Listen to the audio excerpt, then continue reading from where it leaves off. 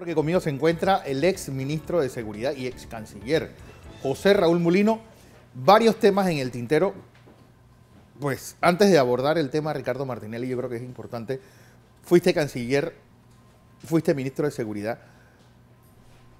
¿Es prudente esta decisión tomada ayer por el gobierno de poner visa hacia Venezuela? Yo creo que sí lo es. Personalmente he opinado al respecto. ¿Por qué? Porque tal y como dijo el ingeniero Blandón en su análisis, que suscribo plenamente, la avalancha de venezolanos que está entrando a Panamá están incidiendo en un problema de seguridad en el país. Muchos de ellos, por supuesto. De todo viene, pero muchos de ellos. Panamá tiene la obligación, primero que todo, antes de quedar bien con el mundo, de proteger su territorio. Es una decisión soberana que es indiscutible.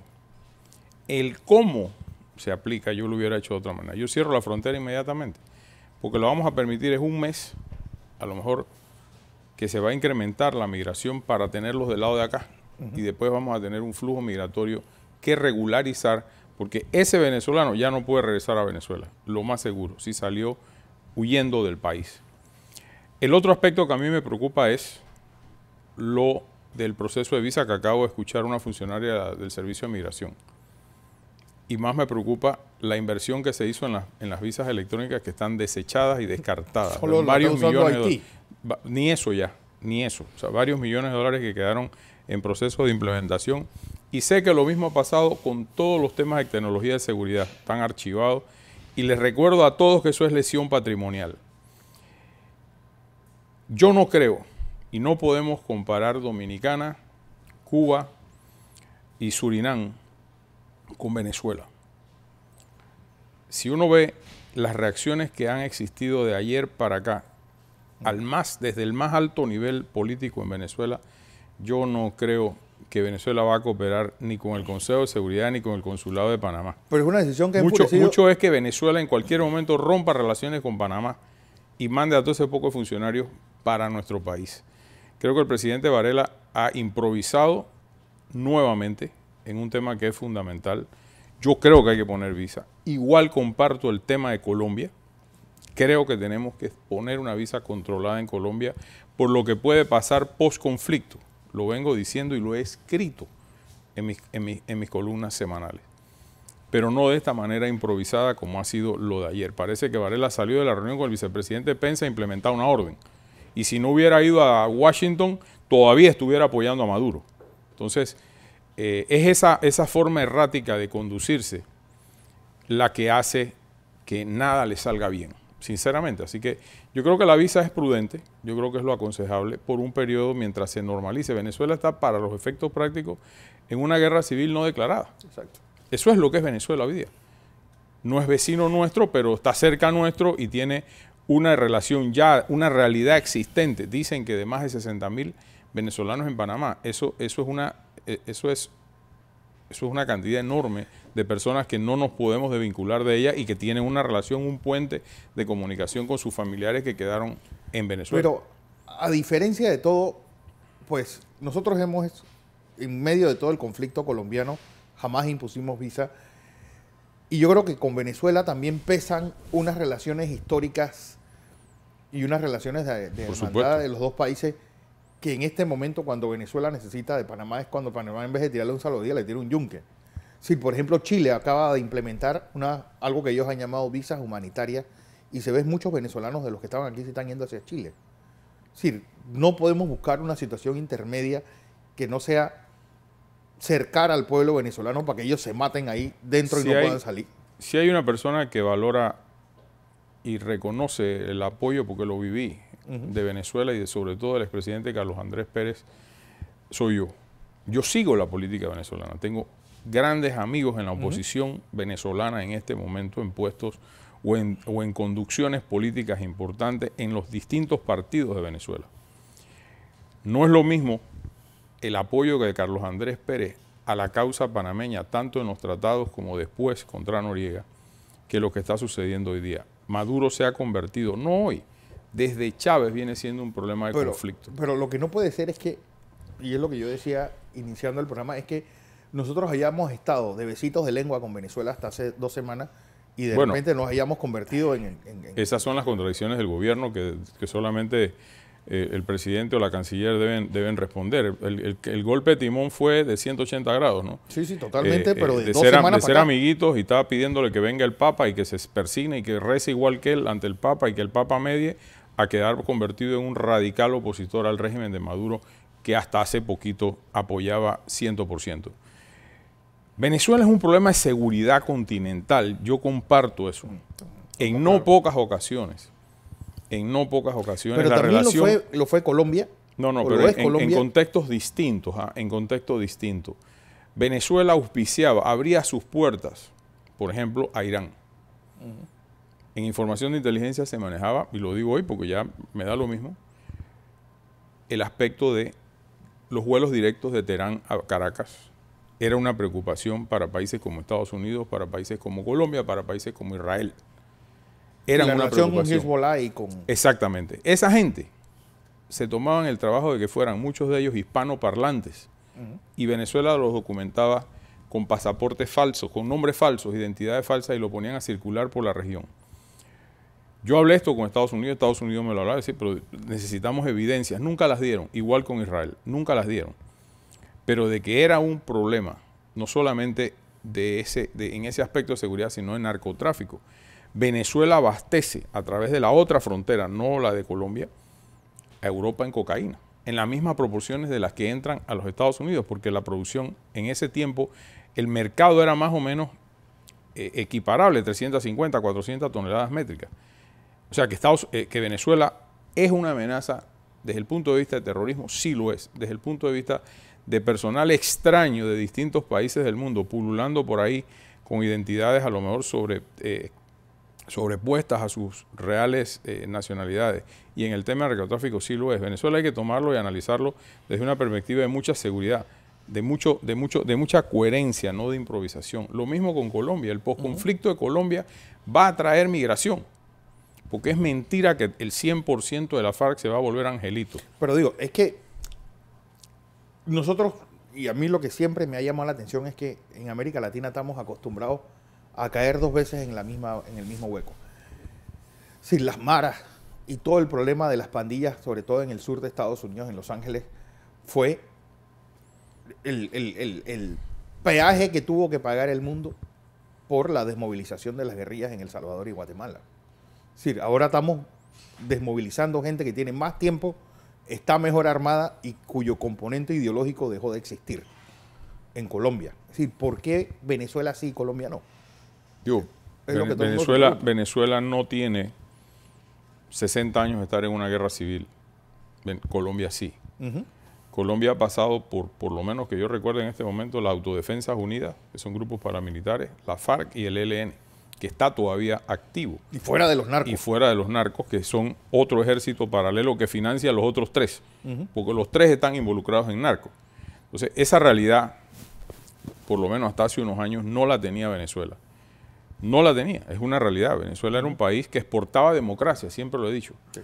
Hoy día tiene un tirano que cada vez se aísla más, con un gobierno radicalizado, muera Sansón con todos los filisteos, pareciera ser la posición de todos ellos, y ahí va a terminar mal la cosa. Yo no sé cuál va a ser el final de Norma, pero de que va a haber un final y pronto va a haber un final, y ojalá no sea a costa de más vidas de venezolanos, porque eso sí, como ser humano, pues nadie lo puede auspiciar. Sin embargo, ojalá que estos 30 días de aquí al 1 de octubre no se conviertan ahora en una crisis de venezolanos emigrando, saliendo rápido antes que tranquen la frontera. Lo que pasó con los cubanos porque cuando sinceramente, lo de los pies secos, pies en mojados. ninguna cabeza sensata y lógica le cabe dar 30 días de tregua. Dar 30 días y 2, que las autoridades venezolanas de seguridad van a colaborar con Panamá para verificar los antecedentes penales de los venezolanos que están tratando de salir de... Eso va a ser es un Marielito versión exactamente. O sea, eso aquí, si desde el presidente Maduro, Diosdado Cabello, Padrino, le han dicho hasta Velaverde al presidente de Panamá, cosa que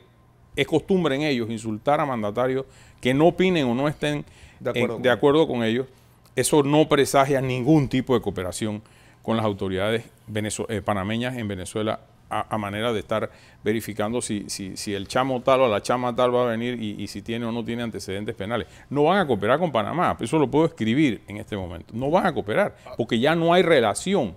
Hay embajadores aquí. Mira tú el embajador, el tuit que puso, el que está aquí. Esa es una posición hostil hacia Panamá. Sáquelo de aquí, presidente. Vamos a llamar las cosas por su nombre. ¿Es una dictadura? Bueno, rompamos con las dictaduras. Pero no podamos seguir tratando de ser artífices o partícipes de un diálogo o de una solución negociada en donde por las propias decisiones que ya Panamá ha tomado está descalificado. ¿Tú crees que Maduro va a permitir que Panamá sea mediador de algo? Ya Panamá se autoexcluyó de cualquier posibilidad negociada. A lo mejor va a ser Ecuador, a lo mejor va a ser Nicaragua, a lo mejor va a ser Chile o Bolivia, yo qué sé. Pero Panamá no es. Panamá ya, por más papa que tenga que invocar Varela, Panamá no es un país con viabilidad para ser artífice en ninguna, y menos prestar nuestro territorio para una solución negociada. Hablando de soluciones pacíficas, la detención de Fran de Lima yo creo que termina de romper los pocos puentes que había para una convivencia política panameña en caras a un proceso electoral que empieza en 8 meses. Yo creo que nunca ha habido puentes. Nunca ha habido puentes. Conmigo no. Por ahí andan vendedores de esperanza y encantadores de serpiente vendiendo que ellos son y que ellos pueden ser y que ellos pueden resolverle el problema desde Martinelli para abajo. Eso yo creo que el tiempo lo está desnaturalizando por completo y que hay que tener una puerta abierta y una comunicación. Yo no voy a negociar absolutamente nada con Varela. Varela y su gobierno están ejecutando e implementando un plan maestro, que es acabar con toda la oposición vertical y real de Panamá, y yo creo que es de aquí a diciembre. ¿Qué nos puede pasar? Los riesgos que implica trabajar en un gobierno que articula por temor. Así como hay miedo en el país, hay temor en el gobierno, porque se le está acabando el tiempo. Se le está acabando el tiempo y no tienen figuras viables para una elección popular. Panamá entero es oposición, independientemente que quiera votar por el partido que quiera o por el independiente que vaya a ver. Panamá es oposición y el presidente lo sabe, el gobierno lo sabe y están atemorizados por eso. Y en vez de estar construyendo y viendo hacia el futuro una vía de salida en algo de paz, con algo de paz, lo que están es radicalizando las posturas. Yo quiero siempre y aprovecho siempre, y quizás el día que hablé ahí en el Avesa estaba un poquito exaltado porque duele con el amigo, duele la forma, duele la humillación.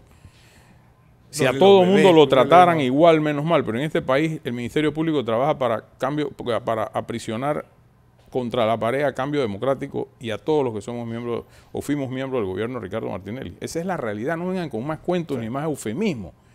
Ahí están todos los parientes de todos los miembros del gobierno que han delinquido, ahí está Bosco Vallarino, ahí está el caso de Brecht, ahí está el diputado Rosa, ahí está todo el mundo. Y a nadie les pasa absolutamente nada, o los pasan por la puerta de atrás a las 2 de la mañana, como en efecto ha pasado, de que esa es la hora que interrogan en el Ministerio Público a los amigos del gobierno para que ningún medio vaya y ningún medio los vea. Entonces, con ese favoritismo, lo único que queda es pensar que va a haber una radicalización. Yo sí creo que va a haber una radicalización del gobierno para descalificar o apresar o reprimir a las voces que todavía quedamos por ahí, que cada vez somos menos. Y 2, el Ministerio Público, instrumento de esa política, que piense ver bien esa procuradora y esos fiscales, qué razón van a dar cuando se restituye el respeto de la ley en este país para todas las aberraciones que han cometido. La próxima semana, yo estoy cauto, la próxima semana, de una decisión que a mí atañe. Y espero que esta semana salga a la luz pública. Si no, lo diré la próxima semana. Vale. Pero ha habido manipulación. Entonces, me preocupa porque todos esos funcionarios no pueden alegar obediencia debida. Entonces, el país, si el presidente no lo ve, o si sus asesores o sus íntimos colaboradores no lo sienten, el país está en oposición. Hay miedo, no solamente por la persecución política, hay miedo en la inversión. cualquier empresario que le meta el periódico del gobierno 2 periodicazos, quedan de una vez activadas las valoraciones de riesgo en los bancos. Esta economía no está paralizada porque sí. Para todos los efectos prácticos, todo el que sea oposición, y lo digo por ejemplo mío, todo el que haya tenido que sufrir los rigores de esos periodicazos condenatorios del periódico del gobierno, inmediatamente se activan las valoraciones de riesgo en todas las instituciones de crédito y te empiezan a cerrar cuentas, te empiezan a negar crédito. Si tienes empresas, si tienes empleados, todo eso repercute porque te empieza a asfixiar. El país está detenido, como yo dije ayer, sin fianza de solución, no de excarcelación. El país también está preso de esta situación de miedo y de persecución. ¿Por qué? Porque son efectos y daños colaterales. Voy a escribir esta semana de eso, porque es un llamado a la conciencia, es un llamado a la sensatez que como panameño yo hago. No podemos seguir enfrentándonos de esta manera, porque el final no va a ser feliz cualquiera que este sea. A nadie. Antes de seguir y tomar el tema de Ricardo Martinelli, volvemos a la ciudad de Miami, vuelvo a Panamá porque conmigo sigue José Raúl Molino. Esto también va a marcar un antes y un después de toda la historia política futura de Panamá, porque pase lo que pase con Ricardo Martinelli, tendrá sus repercusiones en la política nacional. Definitivamente, es un hecho sin precedentes. Por lo que uno escucha, yo no conozco esos casos, esos expedientes, pero por lo que uno escucha no hay mucho más que decidir. O sea, no hay mucho más márgenes de tiempo en cuanto a si se extradita o no se extradita. Yo creo que es una decisión que el juez pareciera que está lo suficientemente ilustrado, como se dice, por las distintas alegaciones públicas que hemos visto de la defensa y hemos visto de los fiscales en la ciudad de Miami. Así que yo espero que, si no hoy, pues mañana, como ha dicho el juez, que está habilitando mañana, entiendo, esa sea una decisión que se adopte. Yo soy muy cauto en ponerme a adelantar cosas que son totalmente irrelevantes. Lo que digamos aquí o lo que diga toda esa gente que está parada allá, o los otros canales pro gobierno estén con los expertos, analistas, enemigos de Martinelli opinando en el día de hoy, es totalmente irrelevante. Eso lo que hace es alimentar el morbo en Panamá por una razón estrictamente política. Ya nadie habla de Odebrecht. Sí. No, nadie habla de Odebrecht ya. A todo el mundo se le olvidó Odebrecht, todo el mundo se le olvidó Tacla, y ahora es Martinelli. Bueno, yo creo que, a mi juicio, el juez debe valorar lo que tiene que valorar y decidir entre hoy y mañana. Yo no siento que haya mayor cosa que hacer ahí en ese tribunal, ¿no? Escenarios posibles. ¿Qué pasaría si hoy le dicen a Martinelli, bueno, vete para tu casa? Sí, eso... Hombre, digo... La presión la aumentaría con los que están aquí. ¿Qué pasaría? Si ese escenario se da, es una derrota política impresionante para el gobierno. Sobre todo si prevalecen las deficiencias dentro del expediente que dicen que hay. No lo conozco, reitero, yo no conozco a ninguno de esos abogados de Miami, nunca he hablado con ninguno de ellos, pero si ese escenario pasa, sería una derrota política. Y si no pasa, pues digo, tiene el presidente Martinelli la opción de seguir ejercitando todos los recursos que, de acuerdo al Tratado de 1904, a la Convención de Viena y a todos los tratados, puede ejercer de acuerdo a la ley del Estado en donde se encuentra, en este caso los Estados Unidos, en donde por lo menos tiene la garantía de que no es una justicia manipulada como la hay aquí. Así que él tendrá que sopesar con su familia, los abogados, cuál es la decisión futura y seguir en la pelea. Yo no creo que tenga otra opción que pelear, sinceramente. Y claro está, esto desemboca en una decisión política en los Estados Unidos. Tanto el proceso de asilo como la solicitud de Panamá de extradición terminan en el Departamento de Estado, que es un ente que va a tomar una decisión política. Por otro lado, para los efectos de la doctrina, hoy es muy importante un aspecto en el derecho penal, y es la valoración de un principio universalmente aceptado de la no retroactividad de la ley penal cuando no favorece al reo. Esos aspectos tienen una importancia no solo para Martinelli, para cualquiera. Claro. Porque desde que estudiamos derecho, el principio indubio pro reo, en caso de duda que se favorezca al reo, es universalmente aceptado. Las convenciones así lo establecen, la no retroactividad de la norma. Y es obvio, porque tanto en Panamá como en el mundo entero la norma empieza a surtir efecto a partir de que rige, no para atrás, salvo aquellas de interés social, orden público, que esta no es el caso. Y ese tratado del ciberespacio, de la protección del ciberespacio, es un tratado que yo recuerdo perfectamente, lo presentó Núñez Fábrega cuando era canciller y terminó todo el proceso de ratificación legislativa creo que en el 2014. Entonces, sí, decir que ese tratado, porque incluye, nadie anexa delitos, o sea, nadie incorpora delitos por anexión a la legislación. La ley vigente es la que rige en el momento en que cometes el supuesto acto delictivo. Las modificaciones que se puedan hacer posteriores no afectan esa circunstancia. Y no soy penalista, pero algo he aprendido a la fuerza, ¿no? Así que a mí, desde el punto de vista doctrinal, jurídico, me interesaría ver mucho cómo analiza el juez ese concepto de irretroactividad. No que por el Departamento de Estado, a mi juicio, como humilde abogado de pueblo, creo que actuó precipitadamente al emitir esa certificación. ¿Por qué lo digo? Porque ellos van a ser recipientes del proceso para tomar una decisión. Y pudiera ser, si fuera en Panamá, yo recuso eso. Porque tú no puedes ser juez y parte. Yo no puedo comparecer como juez siendo testigo en un proceso que yo voy a decidir. Entonces, el Departamento de Estado, a través de esa certificación que emitió, diciendo que la retroactividad sí aplica y que los delitos sí existen, aunque el Tratado de 1904 no lo contemple, que es el tratado que rige la relación. Yo manejé ese tratado en muchas ocasiones cuando fui canciller. Ese es el tratado, que realmente es la piedra angular de derecho, en este caso. Pues es un tema que a mí, por lo menos como abogado, me interesa ver, porque van a cambiar la doctrina mundial. Si Estados Unidos acepta que la retroactividad afecte al reo, cambiaron la doctrina del derecho penal a nivel mundial. Y eso es preocupante. Eso es tirar una piedra a un avispero, porque ahí va a formarse. Tú nunca sabes qué ley va a salir. Qué ley va a salir mañana, y entonces que afecta a mí. Te aprieta a ti. Y eso te aplica a ti. Eso sería, a mi juicio, una de las cosas más interesantes que puede pasar hoy, ¿no?